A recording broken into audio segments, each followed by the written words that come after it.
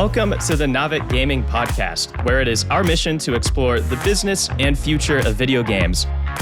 We bring together the industry's brightest builders, investors, and thinkers to keep a pulse on current events, dissect emerging trends in games, share lessons learned, and have a great time. This podcast is also part of Naavik's growing ecosystem, which ranges from free and premium research to consulting and advisory services. For more information, visit www.naavik.co. Now, let's jump into the episode. Hello, everyone. Welcome to another Naavik Roundtable. I'm your host, Devin Becker, and with me, I have some great panelists, as always, especially the ever-lively Aaron Bush, co-founder of Naavik. We got Matt Dion here, Naavik contributor and founder of Always Scheming, and we've got a new face here, Mario Stefanidis, and let me know if I pronounced that correctly, Stefanidis. It's got a lot of vowels in it. Why don't you tell us a little bit about yourself, though? Yeah, it's closer than 90% of people, so you're good. So I'm Mario Stefanidis. Formerly used to work at Roundtable Investments in gaming research pretty much for 3 years. And then before that, I was at BlackRock for 3 years in fixed income research. So I've kind of spent the last 6 years researching various things. And I made the decision late last year to pursue an MBA from Columbia Business School. So kind of just floating around, prepping to do that. But the main thing I've done to, occupy myself and be useful in the world is write for Naavik for the last few months. I've been proud to write for Naavik Pro, and now that that's shuttered, I've been writing for Naavik Digest, and it's been awesome to be a part of the community that you guys have created. So thank you. Yeah, and if you watch or read, what am I even saying? If you read Naavik Digest, you'll see every week Mario is the guy who writes the weekly deals section and just like all of the happenings of what's going on in the venture world, the public markets world. Plus, writes a couple times a month about all sorts of various companies and topics too. So yeah, Mario's done great work for Naavik so far, and excited to have him on the podcast today too. Yeah, always going family here. And hopefully those of you in the US also had a great 4th of July, as we have just finished that here in the US. And of course, we got Mario, I think, out of town at the moment, but hopefully celebrated as best he could. But definitely a good one. We've got some great topics as well today, of course, as usual. Lots of stuff going on in the games world. We got some stuff about PlayStation opening up potentially to Roblox, Unity launching some AI platforms, Niantic with some unfortunate layoff news, a big Square Enix update, lots of stuff in there, and some revelations around everyone's favorite FTC trial that we'll get into, to make sure to continue that saga. But first, Aaron, you want to talk a little bit about what we got going on over at Naavik as well? Yeah, so we are super excited to announce the launch of Naavik's Open Gaming Research Initiative. And for those of you who have followed Naavik for a while, you already know that we work really hard every week to provide you with great content about the business of gaming, primarily through our podcast here and the Naavik Digest newsletter. But this initiative is going to take our free content and research efforts to the next level. And so our mission here is to create the number one destination for games industry research and do so in a way that's incredibly open and enormously collaborative, but bring it all together in one easy to consume spot. So this effort will encompass what we already do with Digest and the podcast. But what's exciting is that we're on the cusp of adding much, much more. So for one, you may have already seen us expand Digest that cadence to 4 times a week, but we're also adding monthly game deconstructions, bi-monthly genre reports, monthly deep dives into important trends and companies, ongoing market research into public markets, deal making, Web3, UGC, and more. And soon we're going to be adding a new tactics-driven segment to this podcast that will explore exactly how various games teams executed and succeeded. And there's even more that we want to get to, like events and community efforts that will build up. So really, all in all, we're adding a bunch more high quality research that we're really excited about. And the last thing I'll say is just that we're only able to do this because of 2 main reasons. One is because we have an incredible community of creators who are not only experts at what they do and that we're grateful to have around, but who are also passionate about learning in public.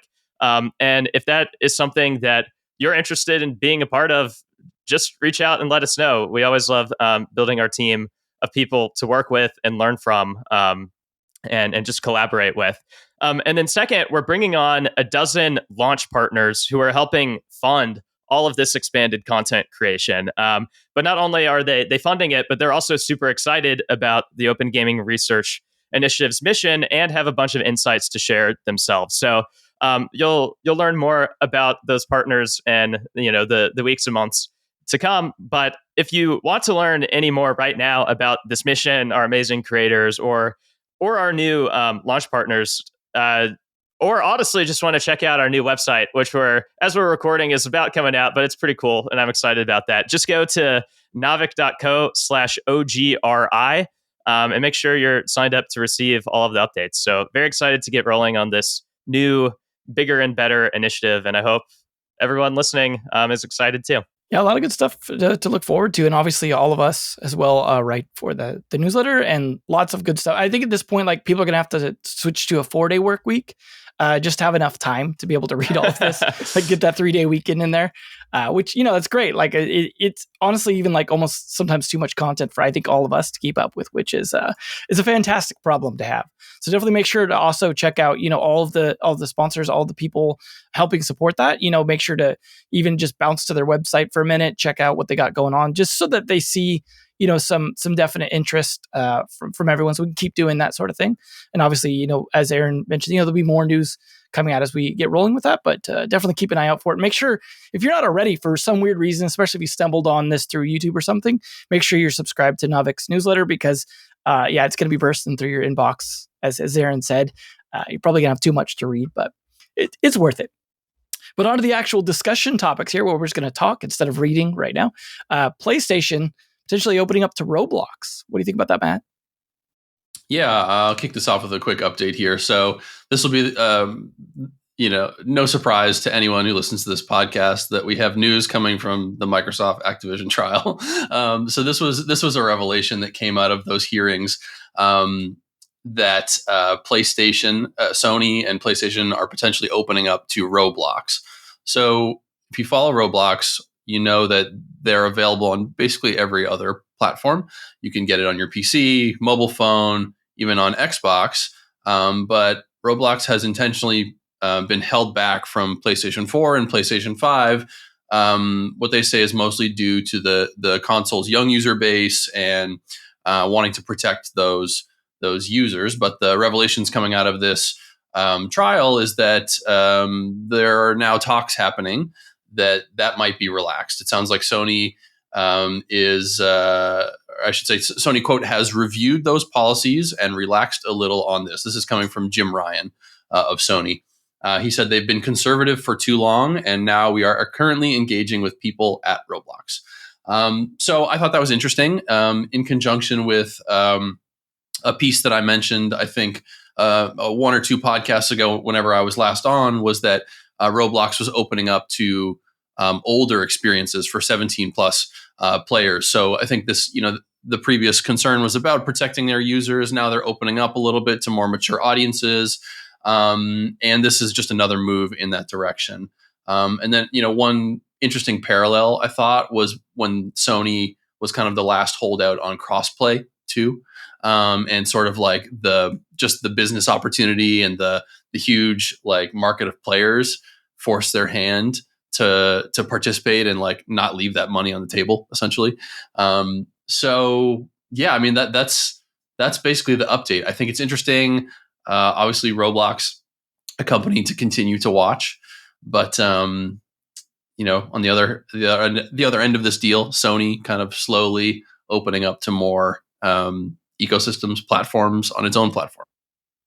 Didn't PlayStation already have Fortnite, which is kind of like, you were talking about cross-platform and stuff like that. I remember that was a big deal with that. Wouldn't that have already kind of opened up a more mature, in theory, platform, like more so than Roblox? Yeah, certainly. It's I guess the analogy was more about like Sony being the last person to kind of join whatever like movement or initiative that's happening, sort of having their hand forced from just like the tremendous amount of money they're leaving on the table. Yeah. Also, Roblox is coming to Oculus too, or the Quest. I should say, right? Like that's coming up pretty soon as well. That'll be pretty exciting. So yeah, nice little tailwinds here for Roblox. And yeah, and as you're saying, Matt, especially if they can start to build more content for the aged up audience, I think those would probably perform better on all these other console experiences instead of just primarily mobile too. Yeah, I was gonna say Roblox. Fortnite skews young, but Roblox skews really young. Like the majority of Roblox users are under the age of 12, and they've been trying to build their older demographic for a while now, partly to sell ads.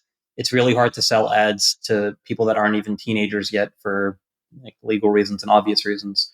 And tapping into PlayStation, which is arguably the oldest demographic of the three major consoles, is a huge win, I think, for both parties. Well, I guess we'll have to see how that launch goes. If it does, I mean, I imagine they might announce it at some point. As you said, Matt, this was kind of a revelation, right, from the trial and not like an announcement from Sony? Yeah, just to be clear, like it's just the news is that discussions are ongoing and PlayStation has kind of relaxed their approach to this, but nothing official has been announced. Cool. Well, I guess we'll have to see where that goes. I'm sure, Roblox community out there excited about the possibility, if they're PlayStation fans as well, maybe having to play it on their phone for the moment, or they're on their computer.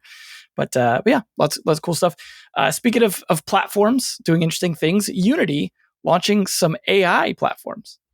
Yeah. So Unity has been bit by both the AI and the AR VR bug over the past month. And so despite, absolutely no financial updates over that time, and of course the last one, a couple months ago was quite poor.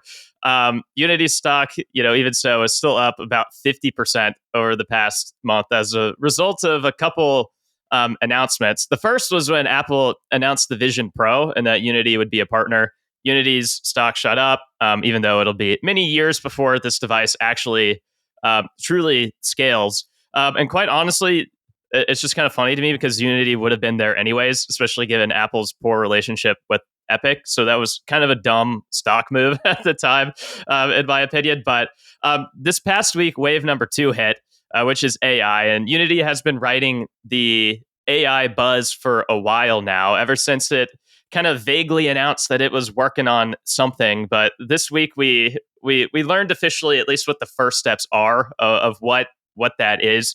And so for one, it launched a couple products. It announced Sentis, which is a cross-platform runtime interface solution, basically enabling creators to embed AI with less latency issues into what they create. It also announced Muse, which is a set of tools that helps creators make real-time 3D content more efficiently. And these are, good, they're fine, and there will be more tools added in time. But honestly, the more interesting piece of the announcements this week was the launch of the AI Marketplace, which allows third parties to build and sell new tools on top of Unity. And given how much AI innovation is exploding and moving at such a rapid pace right now, there's naturally going to be more interesting activity on the marketplace for the foreseeable future than anything probably that Unity will just create internally in-house. And so I think that, that is exciting. It's good, logical next steps for the company. It obviously helps make sure the company is going to stay relevant as technology evolves. None of this should be a surprise. Like, it was just kind of a matter of like, when, not if, they're gonna, lean into like all the next waves, whether it's new hardware platforms or new software capabilities. But I do suspect that the hype will probably die back down, like moving 50% over the past month on things that should have been pretty apparent anyways. And again, it's just a matter of like when, not if. It feels a little much to me. And so, especially at a time when, like, I don't know if you remember the last like earnings call, it's just like, wow, okay, so Unity is actually shrinking in its number of large customers, and like, oh, it still has a lot more work to do in its streamlining efforts. So there are other like more business specific factors at play that, once people remember some of that, some of the hype here could die down a little bit. But all in all, great to see Unity and the industry at large kind of take steps towards enabling these technologies and new devices that are going to be really exciting in the future. Definitely something to look out for because, as you said, like, the hype may die down, but people will still experiment with this stuff. So I think it's great actually because these tools aren't necessarily just for games. People make all kinds of experiences in Unity and Unreal. So having these sort of things more accessible to everyone, I think just, expands what people might experiment with in the future, especially if we get a down period from the hype cycle and people are just kind of in that build phase, like we've seen, with Web3 or VR in the past, couple of years. So very excited to see where that goes. But speaking of VR and AR, Niantic, unfortunately, having some layoffs on their side. Yeah, it's been kind of a problem that's troubled the gaming industry and more specifically mobile games, I would say for the better part of the last year.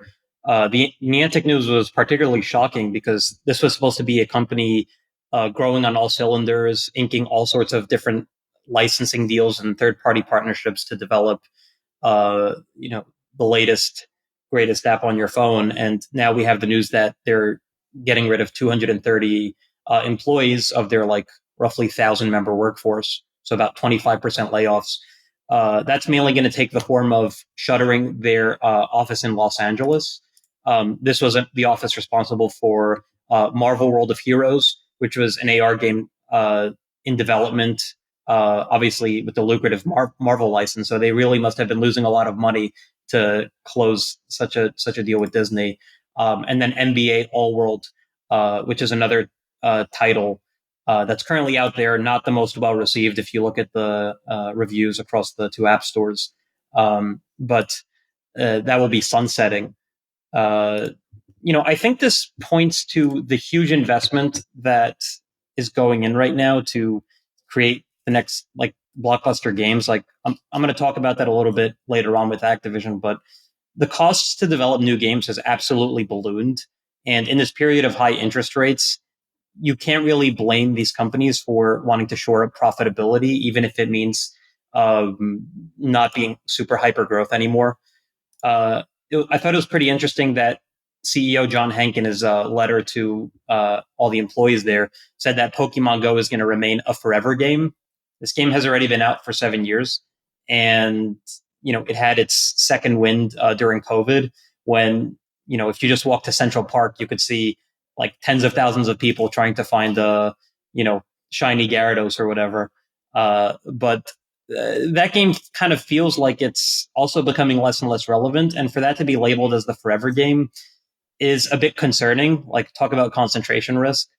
That's not to say they don't have other games. Hank said they're going to focus on Peridot. I don't know. It ends with a T. And Pikmin Bloom, which is the partnership with Nintendo, obviously, and various other titles. But they've lagged a lot compared to Pokemon Go. It's just unclear that even with 750 remaining employees, if you really need that many to support one title. So I wouldn't be surprised to see other big moves hit that studio, unfortunately. Yeah, I guess it's not a huge surprise. Yeah, let's maybe talk about this a little bit, because I think there are a couple things that are interesting here. One is just to me, it maybe feels like a more sudden reversal of sorts, because I feel like it wasn't actually that long ago that we were on the podcast talking about, wow, Niantic literally just announced all of these new projects. And, at the time we were like, well, Pokemon Go is great. And, I think most of us would probably view it as a forever game. I think it still is performing well, but basically everything else hasn't really moved the needle. So why should we expect all these other games to? But okay, we'll see how it goes.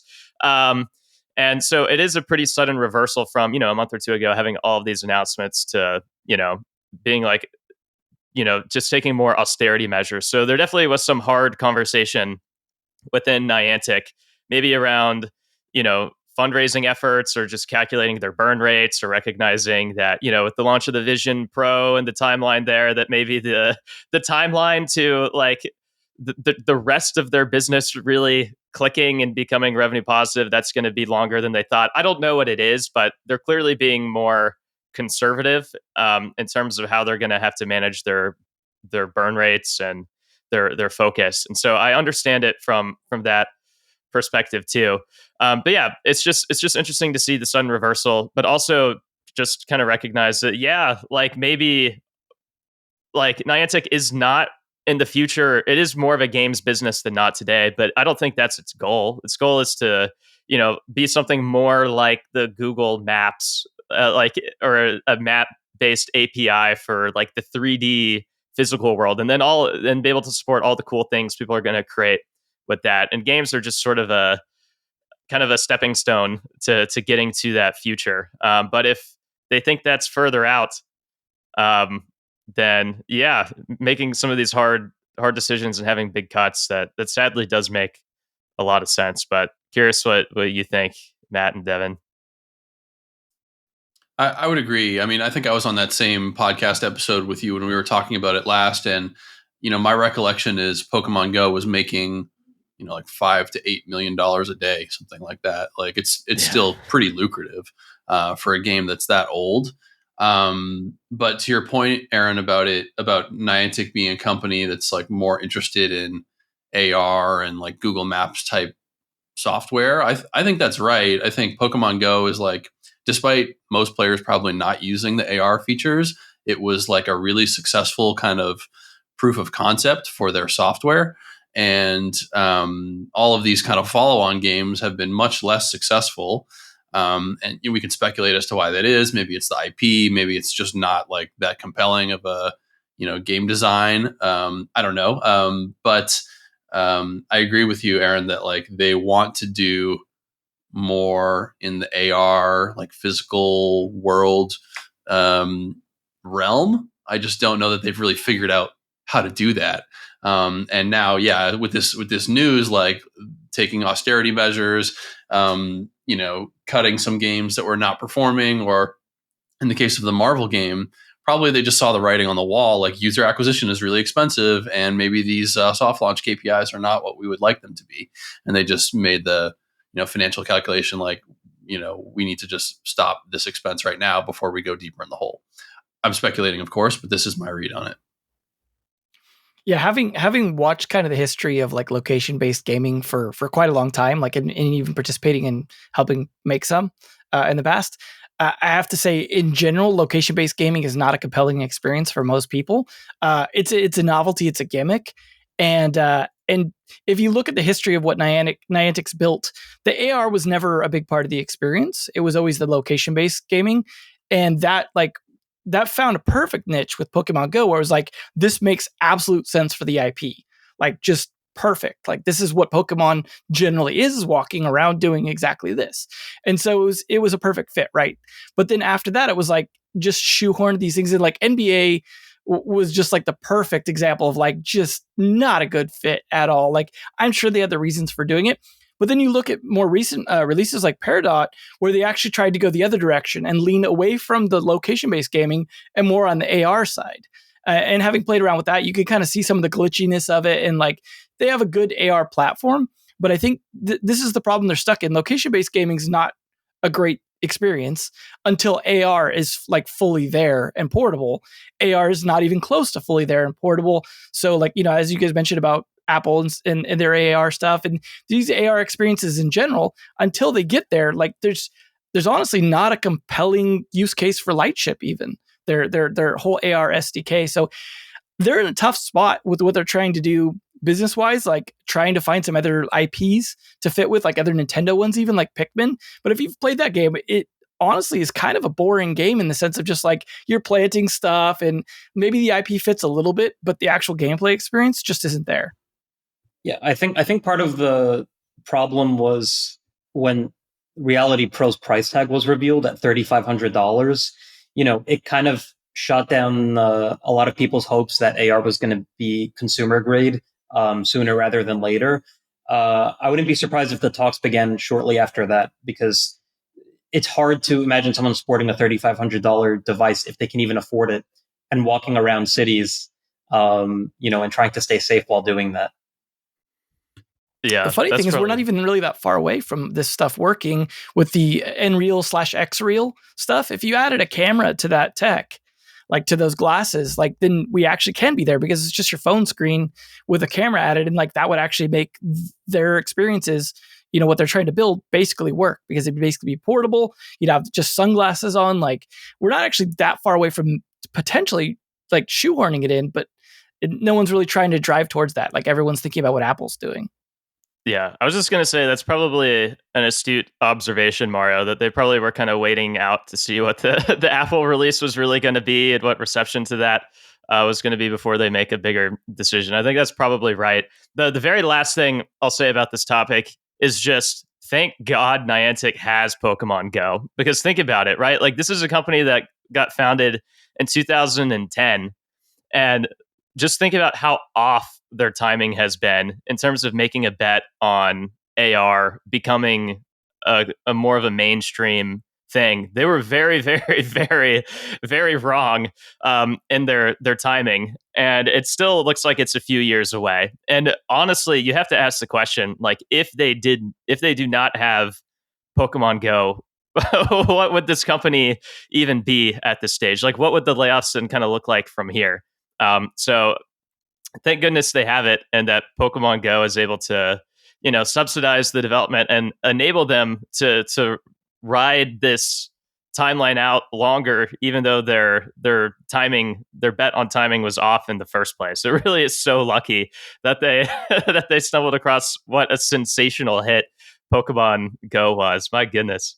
I like how you say that as if like Pokemon was ever really a big risk, right? In terms of the IP, it's such a strong IP. Like, it makes a lot of sense. But on the opposite side of layoffs, we've got an acquisition, Scopely picking up a company.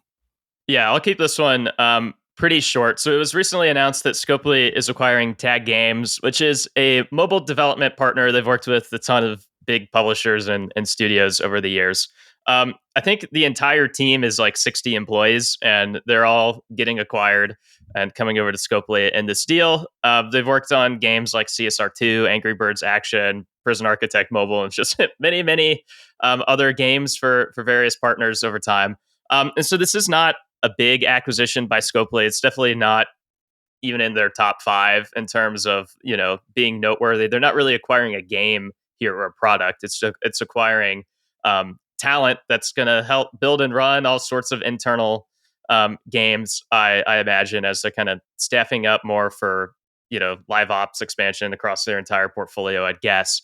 The only reason I mention it is because I think it's just worth keeping an eye on Scopely and more broadly Savvy Games Group. When I was on, I think it was last week, we were discussing like what to keep an eye on for the rest of the year or just going forward. And my answer was just, you just got to watch who has the money, like who has capital to deploy. And Savvy Games Group has about as much as anyone in the industry that they're looking to put into work. And I don't know if Scopely is officially part of Savvy yet. The deal still might be closing, but either way, part of this umbrella, it's just worth keeping an eye on these companies that are having access to tremendous capital. And if you kind of look at all the little pieces, you can probably start to stitch together what the broader story and narrative is going to be. And with Scopely, I think it's pretty clear that when the deal officially closes and they fall under Savvy, there's going to be some new phase for the company that they're going to be able to reinvest, deploy more capital to expand in all of these different directions. And maybe this deal has a small piece to do with, like preparing to, staff up to get ready to expand in new directions, or just tackle new ambitions in the future. So not a huge deal when you just look at this one specific acquisition, but maybe in the broader puzzle of what Scopely and Savvy are working on, what they're cooking up. It's just worth noting. Yeah, I think you make a good point, Aaron. I think Scopely has been pretty open about pursuing PC console as a next avenue of expansion for them. I don't know that Tag Games is going to contribute towards that. Just looking at the article, it seems like their expertise is mostly mobile. But in terms of strategy, it seems like they're going towards PC console. That said, it's always good to have talent in-house, right? And we're increasingly seeing these bigger publishers snatch up like third-party studios or studios that they've worked with in the past. That's definitely been Scopely's approach, where they'll collaborate on a game. They'll maybe make a small investment in the company, and then if that goes well, they acquire the company outright and bring them into the fold. So, from my perspective, it's like Scopely is continuing to grab talent and build up their organization. And as you say, Aaron, they have all this capital that they're going to start looking to deploy. And I think they're looking to be a major player to compete with that sort of next tier up of EA, Square Enix, who we'll talk about in a little bit, Take-Two, and so on. These like multi-platform international publishers with a massive global footprint. Well, hopefully, if anything, with given all the layoffs, as we were just talking about, this is something that guarantees maybe a little bit of job security for that talent for a little while. So maybe they're safe. Like maybe it's a situation as well that maybe TAG wasn't in a great position to be able to keep things going, and this was a way to make sure that its employees had. I mean, just speculating on possibilities as well, but. Overall, hopefully a good thing for those employees. And you never know, even like with them being mobile talent, there's a lot of mobile games even coming over to PC, and there's always free to play stuff on there. And, maybe eventually moving on to console as well. So their expertise with things like live ops and stuff like that is still definitely, I imagine, applicable. But I mean, we'll see. Hopefully we don't see layoff announcements after, and it's not just like one of those things where they just kind of strip mine it. And instead it's about building up talent. But, the Square Enix thing you just mentioned, a lot to chew on in this one. Yeah, definitely. And I'll try not to talk for like 10 minutes here, and maybe we can break this up into a few segments. But the sort of intro here is that I've got a piece coming out in Naavik Digest in the next day or so, sort of taking a look back at Square Enix and a number of recent happenings that I think are worth keeping an eye on. So the one that probably most of you have heard about is the launch of Final Fantasy 16. This is their mainline title, and it seems like it's done fairly well in the early days. Mostly positive reviews. I saw like high 80s on Metacritic. There was also some review bombing, which I'll touch on in a little bit and why that's happening, but mostly positive reviews for their mainline release. So we'll talk about Final Fantasy a little bit, but also at the end of May, they announced their fiscal year 23 earnings, and they're kind of disappointing.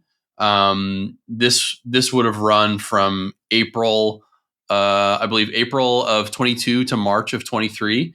And just to kind of like preview that, total revenue was down 6%, digital revenue down 12%, profit down 3%, all year over year figures. So not great results. And then this is the completion of the second year in a 3-year medium-term business plan is what they call it, which is it's sort of like a larger strategy for the company to improve its financial prospects and streamline the organization. So we'll talk about that in a little bit as well. And then the final piece, sort of bringing this all together, is that Square Enix just unveiled its new CEO to the world, or he just took the helm rather. And he had an appearance at a pre-launch party for Final Fantasy 16 pre-launch event, where he kind of took the stage and really endeared himself to the fans, talking about how he grew up playing Final Fantasy and he's really a gamer at heart. He's younger than the previous CEO. He's in his mid 40s, late 40s, I think. And trying to bring that sort of gamer's perspective, fans' perspective to the corner office. So these are all the things that are happening and that caused me to like want to reflect on what's going on with Square Enix. So let's talk about Final Fantasy first. So look, the game it seems to be doing well. It's clearly a different direction, and they've been going in a different direction for a little while with the Final Fantasy 7 remake, Final Fantasy 15. These are all more like action RPG as opposed to turn-based. I believe they brought in like a really senior design person from Devil May Cry to do the combat for this game. But I had to look at their IP generally, and Final Fantasy is definitely the biggest one. They've got Dragon Quest, they've got Kingdom Hearts, a couple others. But where this connects to the issues around publishing is that all of their major Final Fantasy releases have taken 5 to 10 years or more to release. And so, one of the things that Square Enix has talked about wanting to do is focus on fewer titles, but at a higher cadence that have a global appeal. So, let's just start there, because I realize I'm rambling a little bit. Like, We had the news last year, I guess it was, or earlier this year, about Embracer taking Crystal Dynamics away from Square Enix. They want to streamline their publishing. They want to focus more on Final Fantasy. What do you all think about this strategy? Do you think that it's reasonable for them to try and get their production timelines down to 5 years or less for these major titles, let's say? There's a lot there, so take it wherever you like to take it, and we can come back to some of the other topics. I can start.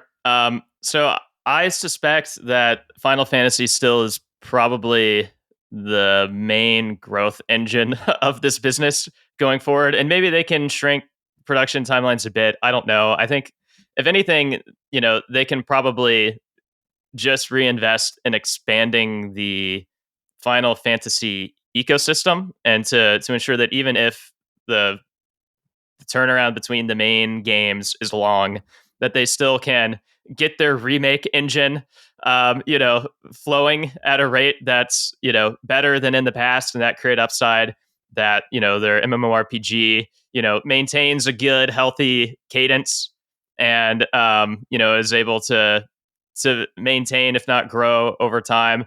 And I don't even know too much about Final Fantasy on mobile, other than that there just have been a ton of random games published over time. But to me, it strikes me as an opportunity to focus in some kind of way, to make more just like one bigger, better, long-standing mobile game. So I don't know if the opportunity with Final Fantasy is just reducing production timelines. Maybe. I can't really say, but it still strikes me like there is opportunity elsewhere in the ecosystem to kind of grow it out, make the engine there more robust. But beyond Final Fantasy, even, like, I think the challenge with Square Enix is like, all right, if you want to take focused bets and you want to, focus on bigger, more focused IPs, it's just sort of a question of like, well, if it's going to be something beyond Final Fantasy, what's it going to be? And I don't think there's a super clear answer to that question. Like, it's probably not Kingdom Hearts. It's not Octopath. It's not, Life is Strange. Unfortunately, it's not going to be Forspoken. Definitely not Foam Stars. And so where does that leave you? Probably Dragon Quest. Dragon Quest is probably like the next best bet that they would try to build out in some kind of way. Maybe they can make it more, reinvent it to some degree to make it more Western friendly and make it just like a bigger global hit. That's probably like the best I can come up with. But none of this happens with the flick of a switch, right? These are all things that you have to build up to over a span of years. And so maybe whatever the next medium term plan is going to be, and maybe in this next letter to shareholders that the new CEO publishes, maybe he'll lay out some of this stuff. But that's my best guess, my best shot at what this could look like. Aaron, I get the impression that you weren't blown away by the SpongeBob DLC announcement for Power Wash Simulator. Oh, that one slipped by me somehow. I wonder why. Yeah. Yeah, I mean, I completely agree with you, Aaron, that Final Fantasy is going to be the breadwinner for Square Enix going forward, as it had been with Square when the first one came out. I wouldn't say that the company is in like a crisis like it was when Final Fantasy 1 came out, that led to that game being renamed what it was.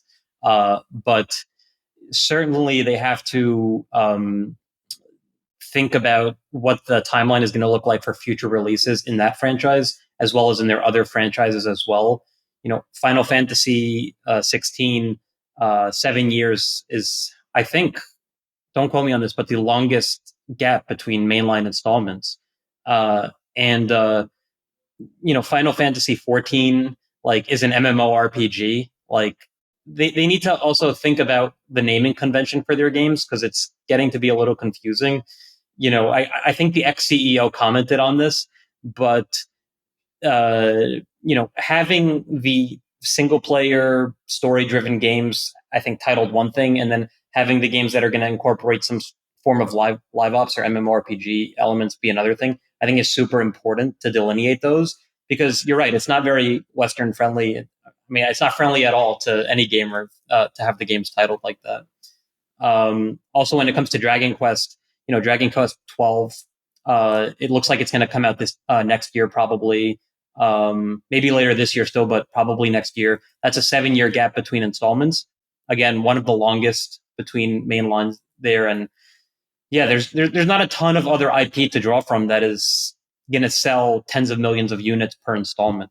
I'm just waiting for the inevitable move to announce the next Final Fantasy as just Final Fantasy or Final Fantasy 1, like Mortal Kombat did, and they just reset the counter, start over again.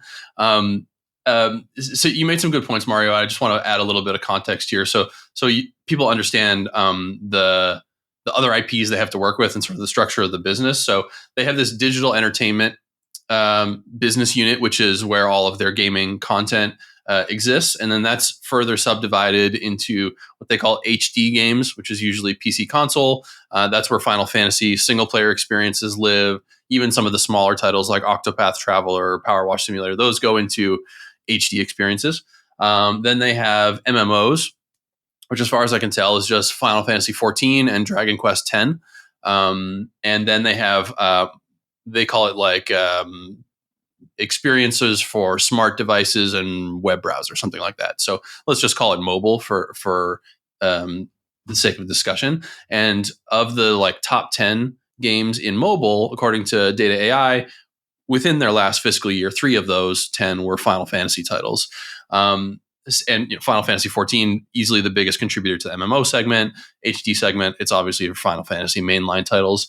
So I don't know if we feel there's like a lot of risk there, like putting all their eggs kind of in that basket. But in terms of developing new IP, they've not said much in that regard. Obviously, Forspoken didn't really turn out like they wanted it to. We've got Kingdom Hearts coming down the pipe at some point.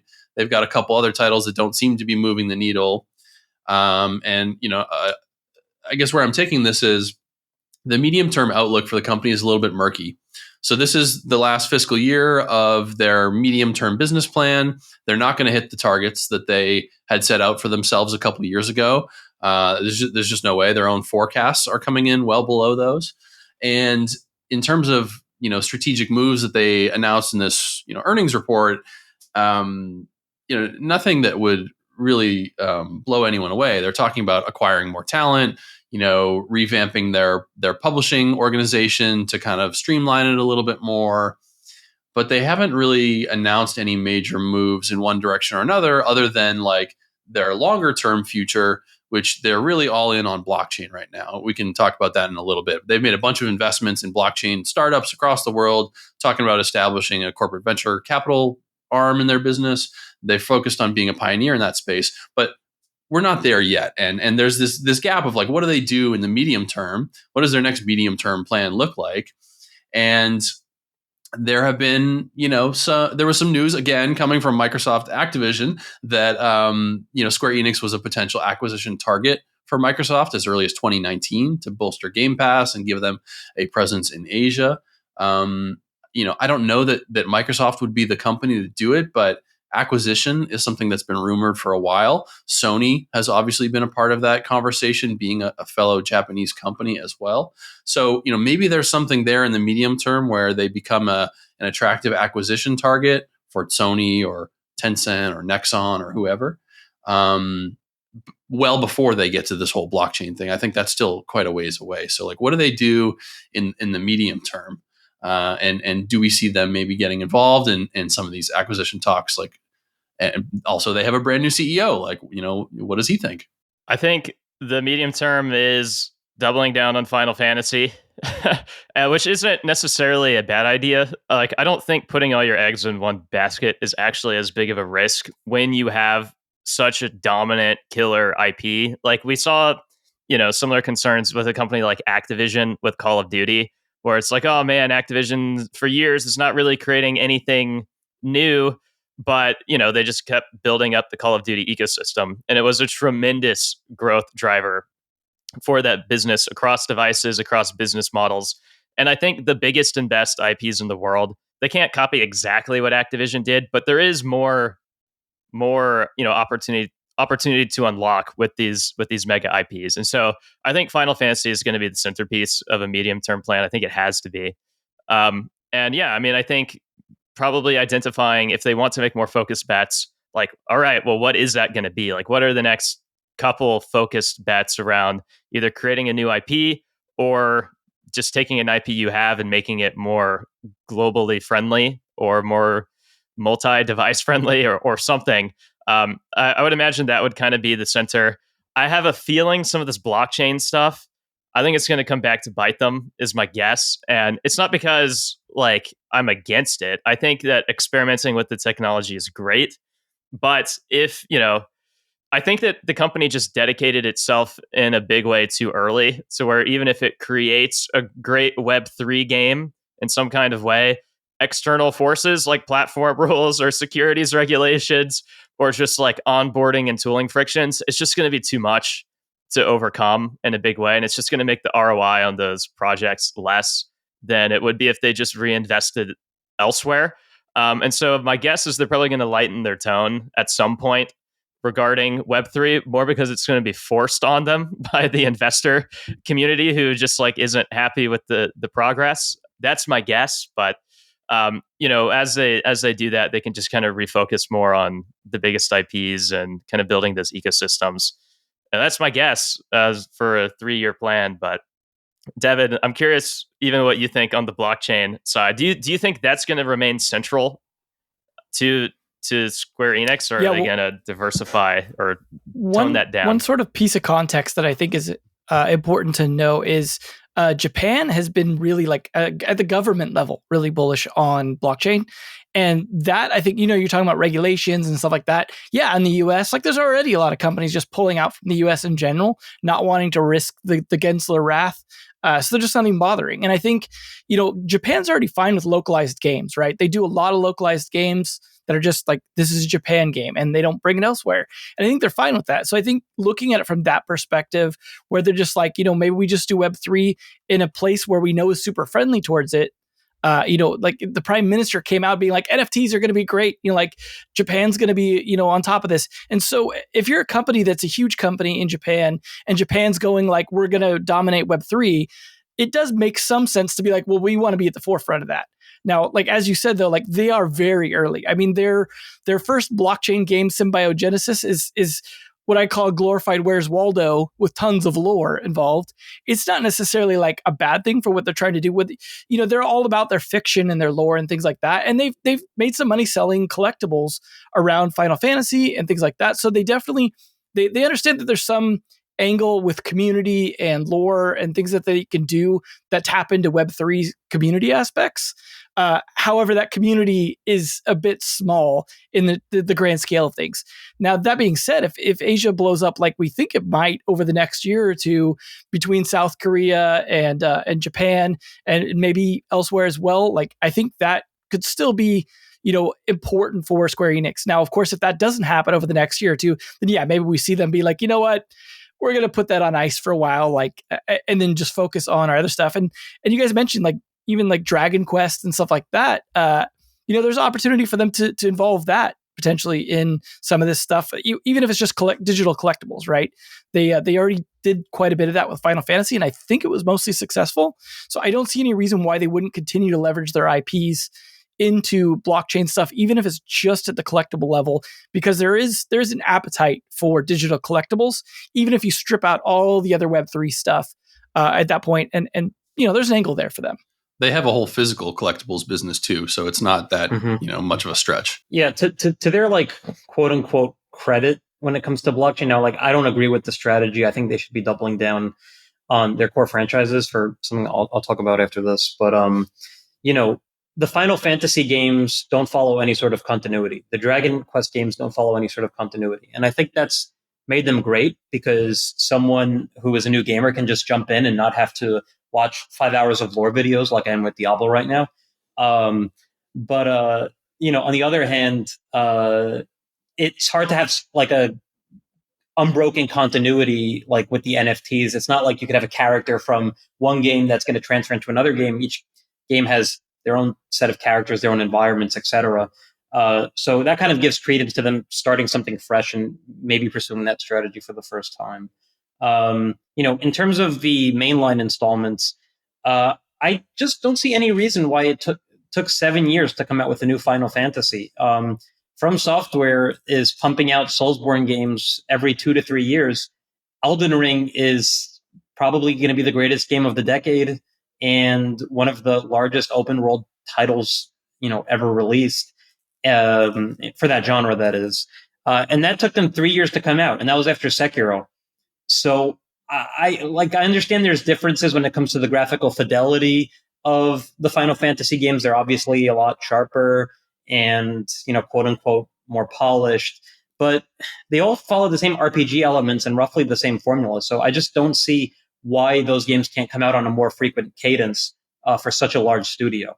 I think that's probably where mobile makes the most sense, right? Like RPG is a huge, huge sector of mobile right now and seems to be continuing to grow. Obviously, a lot of competition in that space, but you see more and more anime-based mobile games or RPGs taking over like consistently.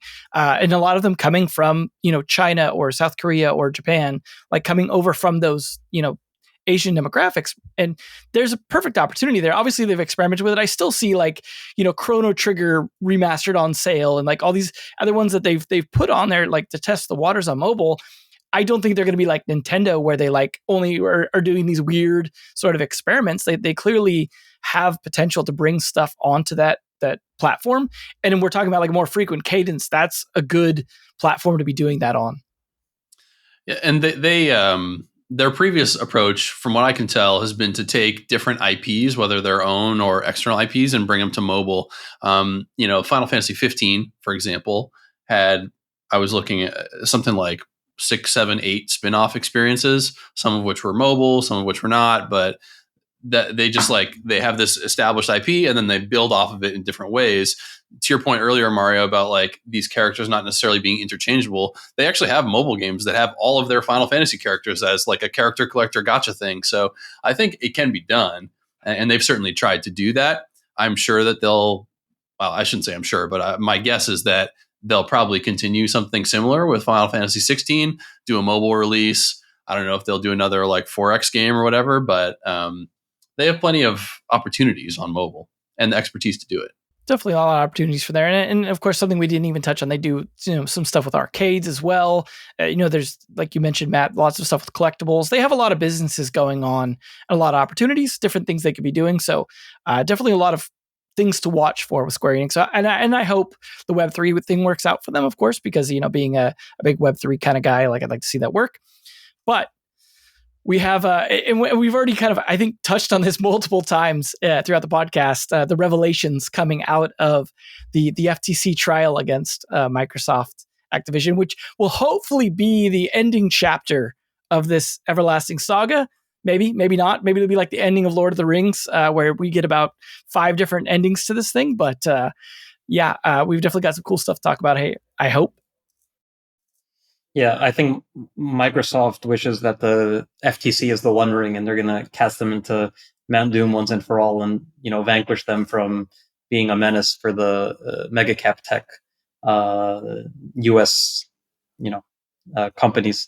But we belabored this topic so many times, but it is just super important. A $70 billion acquisition is not only large when it comes to gaming or technology, even it's large like in the grand scheme of things. This is one of the largest acquisitions of all time, especially for all cash. Maybe the largest all cash acquisition of all time. And the 5-day trial that recently wrapped up revealed just a whole host of things, partially due to shoddy disclosures from all parties. I think someone tried covering up part of the disclosures with a non-permanent marker, so we saw how much the cost of a AAA game is, which is something I'll touch on. But there was just a whole host of things. I guess to sum it up, this is for a preliminary injunction. What that essentially means is, if it's granted, the FTC will stop Microsoft from what it's trying to set out to do until a later trial date. So this is basically saying, okay, if this is granted, you can't do what you're trying to do, which is acquire Activision Blizzard, until later this year. And Microsoft's counsel has called that a potentially 3-year bureaucratic nightmare. So needless to say, if this injunction is not granted, the deal won't be going through. Bobby Kotick has made that clear on the Activision side. Phil Spencer has made that clear on the Microsoft side. So yeah, it's of paramount importance. If the injunction is granted, it vindicates Lisa Khan and the FTC in their ongoing crusade against mega cap tech. They have tried to block deals like both large and small. If you remember last year, they even tried to block the acquisition of a VR fitness app Within by Meta. And that was a deal undisclosed, but reported to be between $300 and $400 million. So a really small deal. And, luckily they failed in that. But again, that took almost a year to resolve. I think my big question is, how does Microsoft evaluate gaming if the deal falls through? One of the shocking admissions, I think, from day two was that they admitted they lost the console wars in the last 2 decades, which would be since the beginning of the seventh generation. So the Xbox 360, the Wii, and the PS3, having a 16% market share in 2021. So that means they have like about 1/6 of the gaming market, which is pretty small. Does Microsoft even continue with Xbox long term if this deal doesn't go through? I think if you ask a lot of people, they would say, sure, like they can't get rid of Xbox. It's such an important part of the company. It's the 4th biggest segment. But if you look at the numbers, it's only about 1/10 of the revenue. And I think in even smaller share of the operating income, which is something they don't break out. But, that has the potential of making Sony and Nintendo into a duopoly. We've come from the late 80s, early 90s, where we had all these different console makers to now potentially 2, like, let's say in 3 to 4 years. So I guess my question to you guys to kick things off is, do you think such a draconian outcome could take place if the deal doesn't go through? Like, what do you think Microsoft's going to do without Activision Blizzard? Yeah, I think it's possible. I think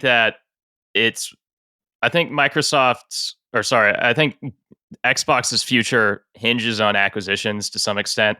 If they really want to maintain the Game Pass strategy, they can't just build all of these new games internally. They have to acquire franchises and such. And obviously, the Activision deal is like way oversized or just outsized, and so it gets more scrutiny. But even if it were to acquire something more in like the Bethesda range again, that would just get a ton of scrutiny all over again. And I feel like they just would not want to deal with that over and over and over every time they try to do anything. And so at minimum, it could change their strategy and what they try to do with Game Pass. And at a maximum, yeah, it could cause Microsoft to just rethink what the heck are we doing with Xbox. I don't know what that ultimately leads to, a spinoff, a sale, probably not shutting it down, I would guess. Maybe just deprioritizing it. I think the range of outcomes is really wide if the deal doesn't go through. But yeah, it's typically more bad than good for them if it doesn't happen. I was just going to ask, like, if it doesn't go through, why would they not just look to another target and try and acquire a different, smaller publisher? It seems like that would be the path of. I mean, I know there's going to be resistance regardless of whatever they do, but like that's what they strategically they need to acquire these IPs. Right. If Sony's going to keep doing the exclusive thing, which doesn't seem like it's going to change anytime soon. That was I meant to mention that with Final Fantasy as well. It was a PlayStation exclusive. But if they're going to keep doing that, doesn't Microsoft need to continue to bring different IPs and publishers in-house to bolster their content catalog and also their development talent? I mean, I think so, but the question is, do they want to provoke the FTC's ire? Because again, they've gone after acquisitions less than $1 billion. It's such a big administrative headache, and the disclosures have such negative repercussions for the companies. Like some of the disclosures that we saw were for Microsoft's cloud business and their security business. That has nothing to do with their gaming business, but it's an unfortunate revelation of the trial that during the discovery period, you have all of these different, documents coming out. And yeah, I mean, those segments are growing a lot faster and have a lot better margin profiles than the gaming division. That could be why they don't want to acquire something else, because they would have to make like 5 to 10 bolt-on acquisitions to match the breadth of content that Activision would give them. And it just would take so long. I can't imagine them pursuing that, but I could be wrong. The last thing I was going to say is that it's like the timeline here that's like the problem, on top of just like regulatory approvals. Like if they tried to, make another decent size acquisition, they'd have to go through like the same thing all over again. And, the approvals for Activision, it's taken a year and a half. Like, do they really have that much time to spare again and building up their Game Pass catalog in order to compete? Or if they wanted to do several smaller acquisitions, one, they couldn't be that small. They need like IP that can move the needle. And so, any one of those deals, especially if there's several of them, those will just take time to happen and still have to go through regulatory approvals, have to go through long timelines.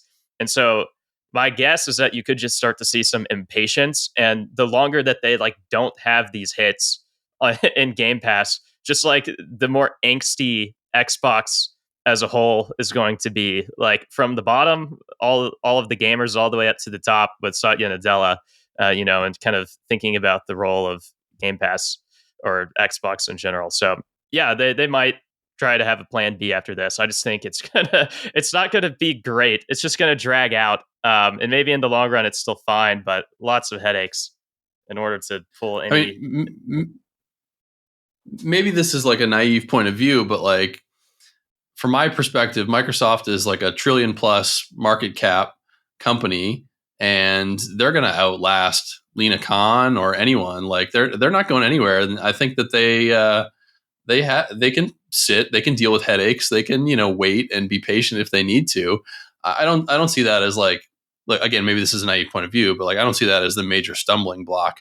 Yeah, there's like a shortage of potential assets that could like match up to what Activision is or would have been. But if they're really intent on acquiring content, I think they probably have more resources to bring to bear legally than the government does. So I don't know, maybe I'm wrong here, but it seems like they could wait it out if they wanted to. Yeah, no, I mean, I think that's again like where it could go either way. Like, do they continue their gaming business? Do they not? Do they pursue more acquisitions? Do they not? It just had so much variability to the process, but not volatility, because it is such a small component of Microsoft that, for Activision, it definitely has an element of volatility, and I'll touch on that right now. But for Microsoft themselves, I don't think you see the stock plummeting or surging if the deal doesn't go through. And again, like I think, depending on who you ask, the deal could be a good thing or a bad thing for Microsoft. It is a huge cash outlay for potentially not a ton of benefit for the broader business. But when it comes to Activision, in prepping for this podcast, I put together a list of pros and cons because, again, I think it's a lot more impactful for Activision stock than for Microsoft stock. And I could only think of two pros. And those are that Activision financials looked pretty good in Q1 2023. Operating income rose by 70%. All the segments are growing pretty nicely again after a kind of doldrum period. Diablo 4, the pre-sales were amazing. The game has come out selling tons of units. The game is critically acclaimed. They couldn't ask for a better launch, I think, after those 3 test periods that they had. And Call of Duty is still a key driver of growth. And then the other pro is that the $3 billion breakup fee, it actually does boost Activision's enterprise value by a bit. It boosts it by 5%. At the current stock price, it would go from 56.4 to 59.4 billion. That's a $3 billion breakup fee that has to be paid out by mid-July if there's no new terms renegotiated for the deal. But now, with that being said, there's a ton of cons. And I personally think Activision stock shakes out much, much lower than where it is now if this deal falls through. One of the biggest cons is that we've only had limited financial disclosure since Q4 2021, their fiscal year, that is. They don't have to have granular reporting while being in the middle of an acquisition process. And they've had no slide presentations, no earnings calls. So all of the data that us as investors would get immediately after would be kind of torrential. And who knows if it would be good or bad. We only have kind of the top line to work with.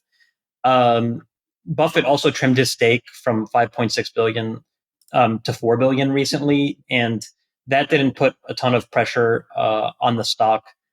because it is, again, in this merger arbitrage period. But, he did buy the stock for merger arb purposes. And the way merger arb works is either the deal happens or it doesn't. So either the stock goes to 95 or Berkshire is going to dispose a huge chunk of their shares. Definitely the shares that they bought between their initial $1 billion stake before the announcement and this latest tranche, which is, 75% of the holdings. And that's going to weigh on shares. That's going to be a huge block trade if it happens. Also, valuations are down significantly since the deal announcement. The multiple is like over 20x when looking at operating income. For such a mature gaming publisher and developer, I find it just hard for it to stay there. Especially because there's no other natural buyer for Activision who's going to spend tens of billions of dollars and deal with the nightmare that is the FTC.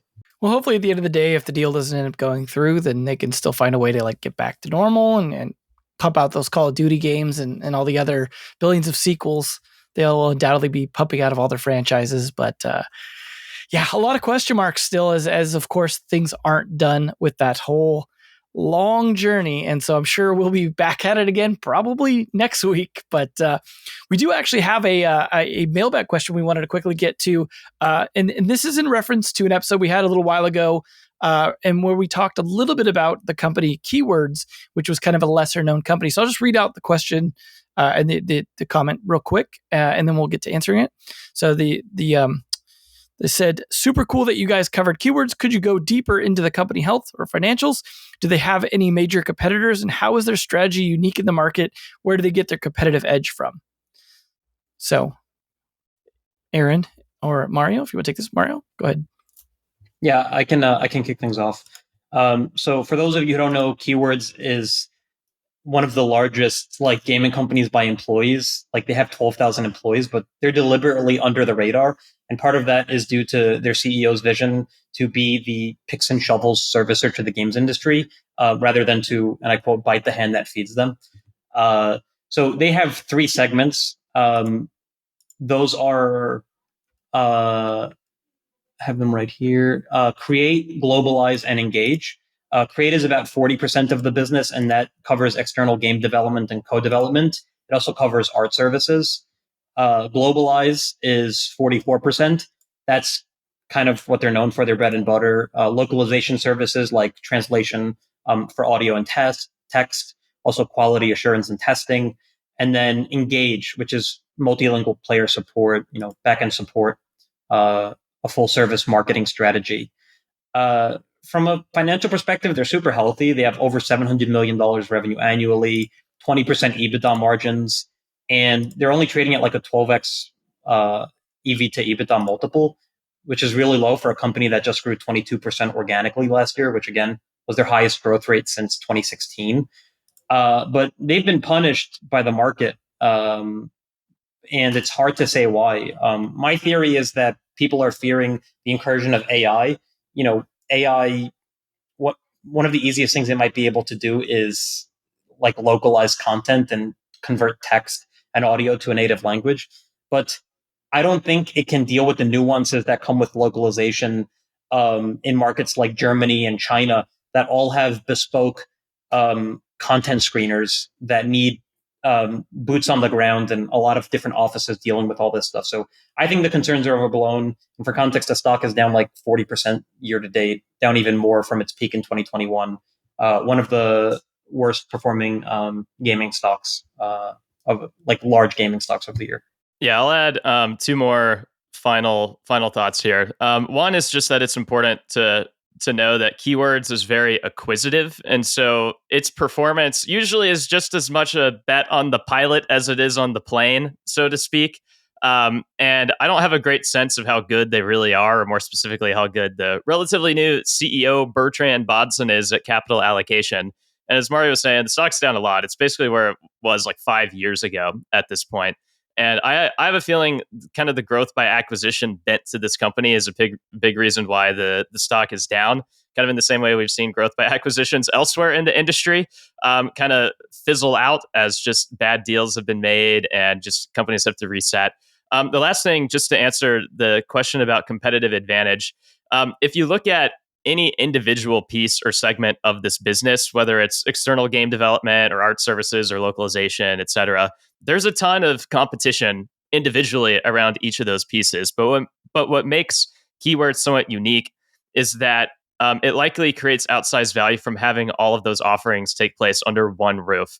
And so if it can work with a big company and simplify their lives by not needing to go to a dozen or more different companies, and instead they can just use Keywords, that is a value unlock for a lot of people just in simplicity of operating. And, as Keywords expands its capacity and adds more capabilities, that becomes even more the case. And I'm not really sure to think about the AI stuff yet, but I don't think that competitive advantage is ironclad, but that's kind of where it comes from, I think. Cool. Well, hopefully that answers your question, listener. Obviously, we look forward to more questions and more feedback and all kinds of stuff from you guys. To shoot that out, just podcast@navic.co.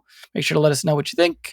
Any things you'd like us to cover more on, this was something from a while ago. We're happy to dig into more with more details and be a great source for business of games information for everyone out there.